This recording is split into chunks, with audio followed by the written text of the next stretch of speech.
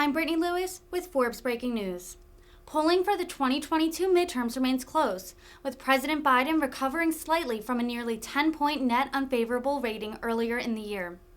Most voters still trust Republicans on the economy, but with razor-thin congressional margins, the election will be highly competitive. Take a listen as the White House is asked about the midterms. Thanks, Jen. On the midterms, speaking of the midterms, so this report in the New York Times, it says that the president's pollster had sounded the alarm about inflation and immigration becoming political liabilities, coupled with this new polling that is out today that shows that voters trust Republicans more, believe that they are better suited to handle both of these issues. So can you speak to how the administration is digesting this data, including these remarks from the pollster? And is there a sense right now that there needs to be some kind of course correction on these two issues, given that polling and the midterms being just 6 months out?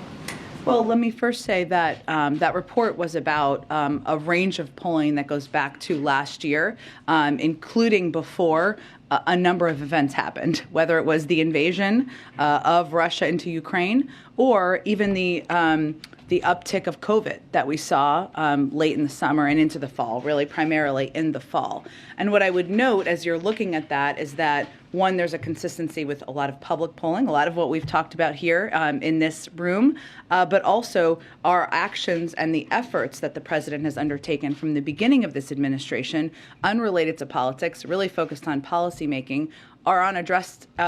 have been focused from the first day on exactly those issues, whether it was lowering costs for the American people, making sure we took steps to address a long broken immigration system,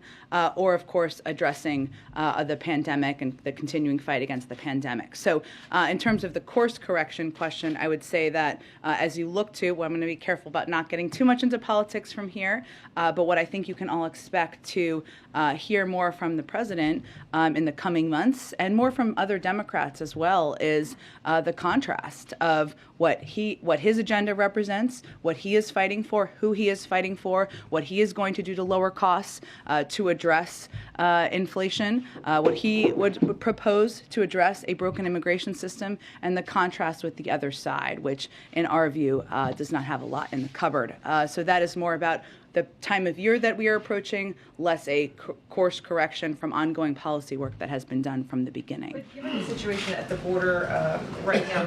and this pollster's warning that immigration seems to be a growing vulnerability for the president, does the White House believe that to be the case, that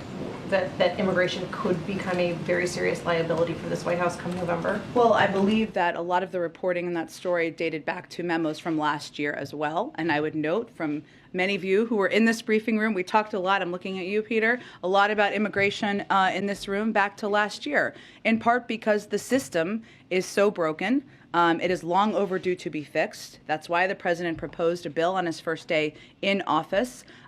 Removing ourselves from the politics on that, we've long known that that was a substantive policy issue that more work needed to be done on. Not only did he put forward a bill on his first day in office, he has been a supporter and advocate for many attempts by Democrats in the Senate to include it in reconciliation